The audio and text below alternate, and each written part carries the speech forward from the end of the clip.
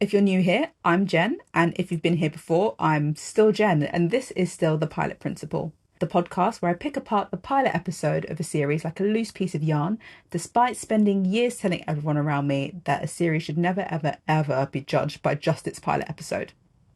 Today, we're unspooling the newly released Amazon Prime series Wilderness. I'm a woman of order, so here's how this works. Firstly, I'll talk about the credits, who's in it, who directed it, who wrote it, before breaking down the pilot synopsis and then taking a look at the first 10 minutes of the pilot. After that, I'll put the main characters under a microscope and then chat about what I did and didn't like in the pilot episode before talking about whether or not it's convinced me to watch the entire series or at least the second episode. Here's what we're working with for Wilderness, which is a drama thriller. The pilot title is called Happily Ever After.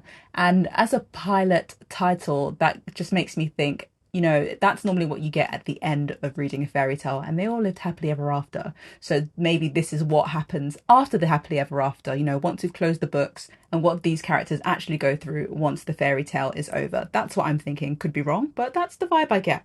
So Happily Ever After is actually an easy breezy 52 minutes, which I am very pleased with. When I clicked to watch it and saw it was 52 minutes, I watched it immediately. There was no pausing, trying to rearrange my day, think about all the things I had to do or what I was giving up to watch it because gone are the days of just having a nice 43-minute, 50-minute episode of television. Now everything is 60 minutes. I've got that kind of time in the day. And actually, sometimes I do, but sometimes I don't want to commit.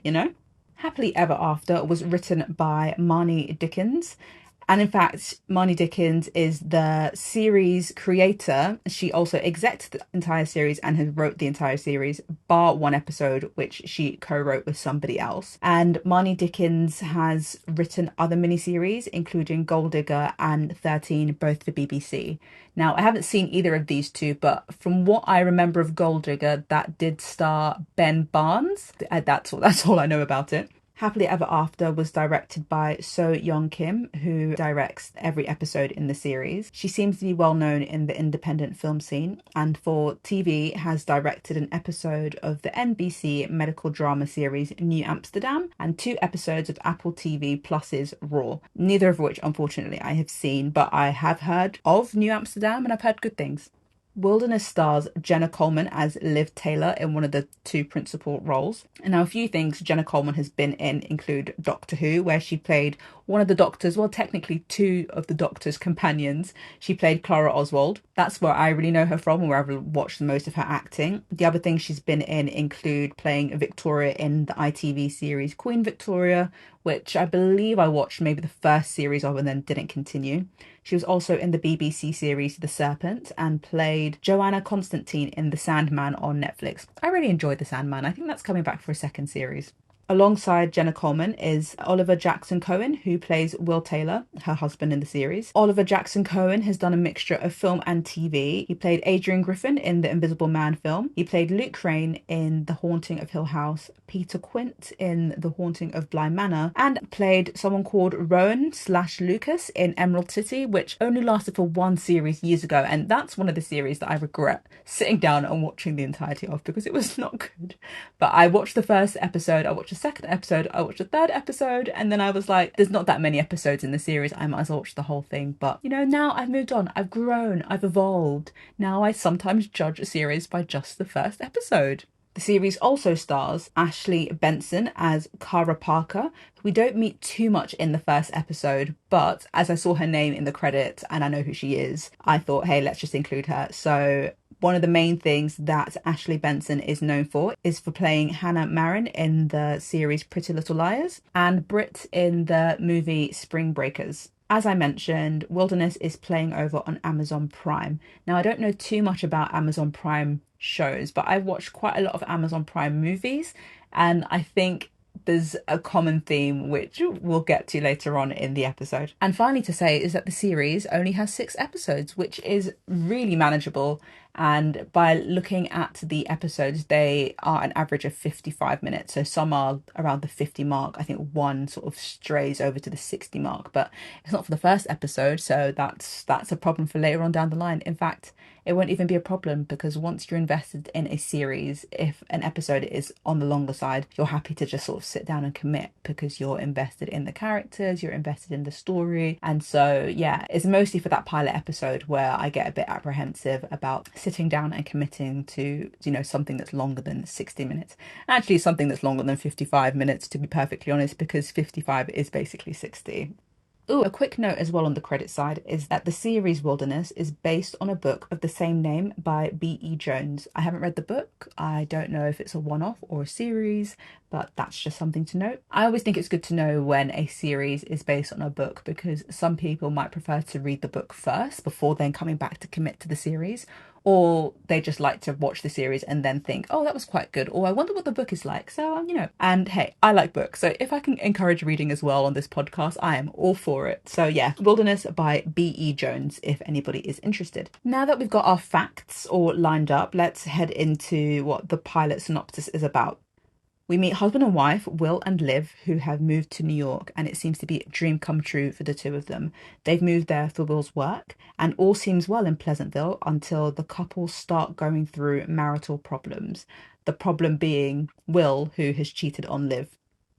To make up for his infidelity, Will books the two of them the ultimate getaway, the honeymoon that Liv has always wanted, which is a cross-country road trip across the States.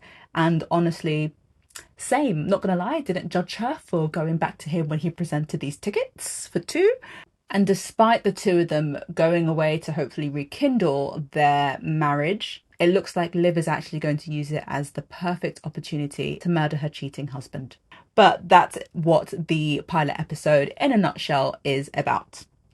I'm a hobbyist screenwriter, and one thing I've always been taught, whether you're writing a TV pilot or a feature film script, is that the first 10 minutes is where you need to hook your reader/audience. So that's what we're going to look at now, the first 10 minutes of Happily Ever After.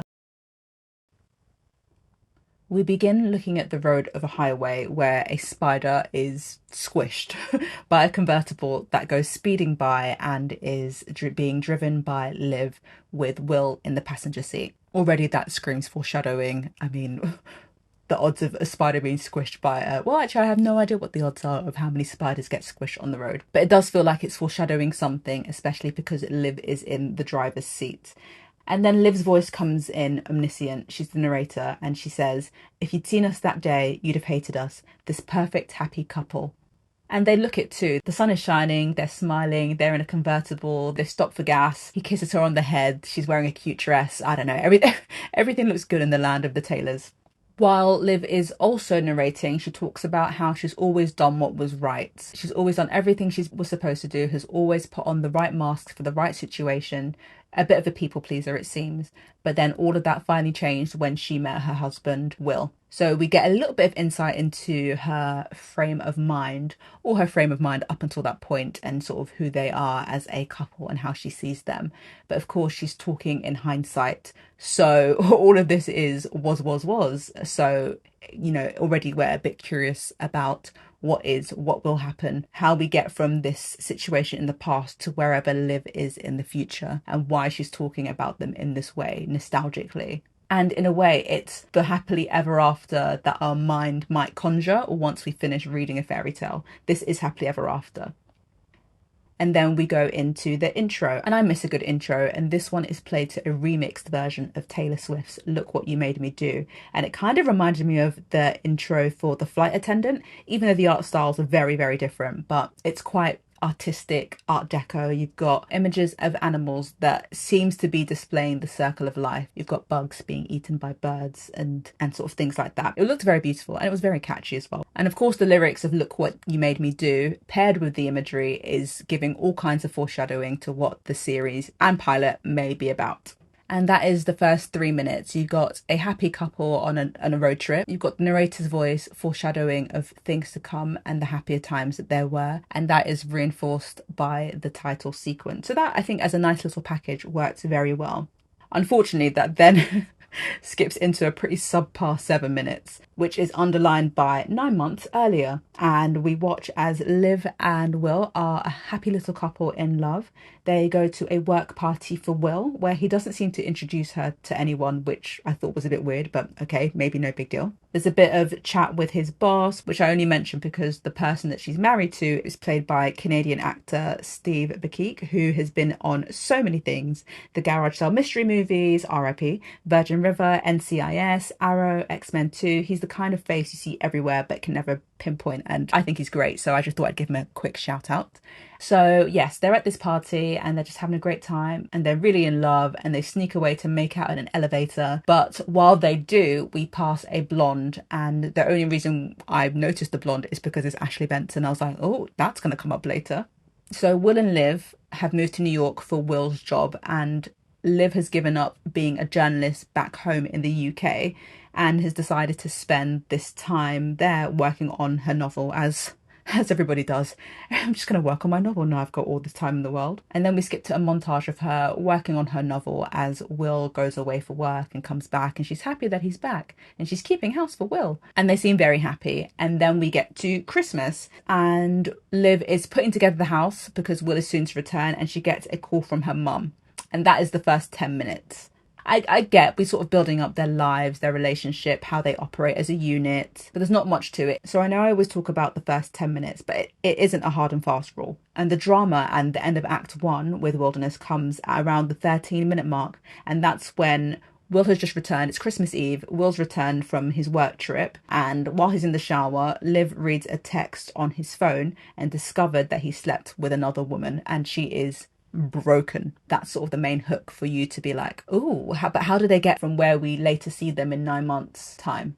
Though we meet a couple of characters in the pilot episode, the principal characters are Liv and Will. So Liv is I just call her bland and sweet. She's optimistic. She's trying not to turn into her parents, specifically her mother, who seems to still be bitter after her divorce from Liv's father, which seems to be years and years and years ago. Liv is supposed to be cute. I mean, Jenna Coleman, she's just got an adorable looking face, if you ask me. I can't really see her as being villainous. However, there's ultimately supposed to be a darker side to her from, the undertones of danger to come that we're getting from the episode. I mean, maybe that's why giving this role, the role of Liv, to Jenna Coleman was perfect, because she has the exact kind of face you can't ever imagine ever doing anything remotely devious. And then, of course, we have Will, who's played by Oliver Jackson Cohen. And it's hard to get a read on Will. At first, I thought I was getting toxic vibes because when he was saying hello to his colleagues, he wasn't introducing his wife. And I was like, oh, what direction is this going to go in? But that toxicity didn't really manifest throughout the episode, so that was probably just a bad read. But he's just a normal man who cheated on his wife because he thinks he can have it all, There's just nothing right now special about him. In fact, there's nothing special about either of them. They could be anyone, and maybe that's why they chose them. They're just a couple going through a problem, or I guess one of them has gone through a problem and the other one is trying to find a solution. In terms of antagonists, this one is actually quite fun because in a way, everyone is an antagonist. Arguably, the first thing you could say is that the other woman, Kara, is the antagonist because stereotypically we always paint the other woman as the person who is in the wrong. And even though we don't get to see much of Kara in the pilot episode, there is a bit where we watch her ask Will if he is planning to leave his wife, and he says yes. It takes two people to have an affair, but only one of them sometimes is in the wrong. We don't know anything about Kara. She's just the other woman to us right now. But Will is the one who is married and is cheating on his wife and is potentially going to leave Liv. So in a sense, he is also the antagonist. He's playing these two women. For all we know, he's not actually planning to leave Kara, and he's planning to stay with Liv. And, she caught him cheating and he apologized and has taken the two of them on this road trip. So perhaps he isn't planning to leave Kara at all. He's just out here playing with the emotions of two women. So in a way, he could also be seen as the antagonist. But finally, of course, Liv also is given antagonistic vibes because she's clearly thinking about killing her husband for cheating on her. And so, good guys, princesses in a happily ever after fairy tale, they don't commit murder. That's the job of the villain, the antagonist. So yeah, it's quite interesting. There's potentially a way for everybody to be in the wrong here. It's all to play for, really. So we've discussed the first 10 minutes, well, 13 minutes, the main characters, the antagonists, and now a little bit about what my favourite and least favourite part. The part in the episode, which is only about 90 seconds long, where Will's infidelity, or betrayal, I suppose is more accurate, slaps Liv in the face for the second time. He comes in with flowers, jewellery, her favourite takeout, making amends for her finding out about him cheating on her for what he said was only a one-time instance. And Liv is processing because she realizes that it was more than one time and it might still be ongoing. But she's processing. Her body's going through the motions. She takes the flowers, she accepts the jewelry, but her mind is working 100 steps ahead. What I really liked about this scene is that it's non-verbal. You watch her face as she is crushed, as she's trying to keep it to herself and bury it down, as she is stunned, unable to move, speechless, and then she sort of digs herself out of this hole and she starts to devise a plan. And then the plan becomes more and more secure in her mind and she smiles ever so slightly. And as soon as she smiles, we know, the audience knows, that Will is in big trouble. He just doesn't know it yet. And I think that was my favourite part of the episode. It was so subtle, some great acting from Jenna Coleman. And it's almost like an internal breakdown and reassemble of a person's emotions, which was really, really interesting to see play out on screen. In terms of what I didn't like, there wasn't anything specific. There was one very cliche moment. Okay, actually two now I think about it.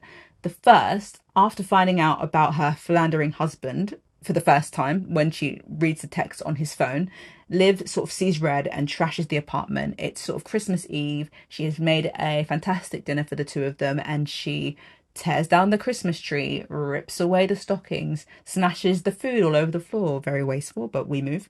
So like Liv is seeing red here. I'm talking bust the windows out your car, carve my name into your leather seat. She goes crazy and yeah, she gathers up all his clothes and starts a fire. And it was just a little weird because it's not an immediate reaction. She sort of finds out he's cheated. She sends him away. She sits and watches their old wedding video and then she sort of gets up really calmly and then flies into this rage. And of course, everybody is entitled to their own reactions, but it just felt odd in terms of like sort of story and rhythm and beats.